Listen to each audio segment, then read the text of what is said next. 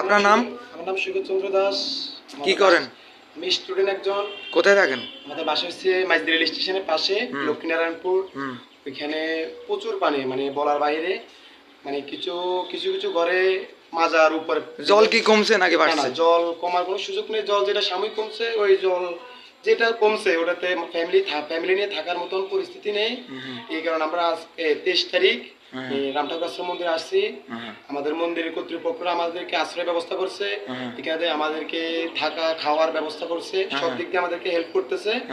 এবং মন্দির কর্তৃপক্ষকে আমরা ধন্যবাদ জানাই এবং আমরা চিরজীবন তাদের কাছে কৃতজ্ঞ থাকবো। আমাদের বন্যার সময় আমাদের পাশে থাকার জন্য তাদেরকে সবসময় আমরা ধন্যবাদ দিব। আপনার কি কোনো টাকা পয়সা সাহায্য সহায়তা লাগবে? কোনো টাকা পয়সা লাগবে না। আসলে আমি যেটা নিয়ে আসছি, ধন্যবাদ, আমার কাছে যথেষ্ট আছে, চেষ্টা আসছি। আমার লাস্ট কথা হচ্ছে, আপনার কি কোনো মানে খাবার দিক দিয়ে কোনো ত্রাণ বা খাদ্য সামগ্রী লাগবে? না, আমার লাগবে না, সমস্যা নাই। আমার ঠিক আছে। অন্য মানুষকে দেখে এটা। আচ্ছা, আপনাকে ধন্যবাদ।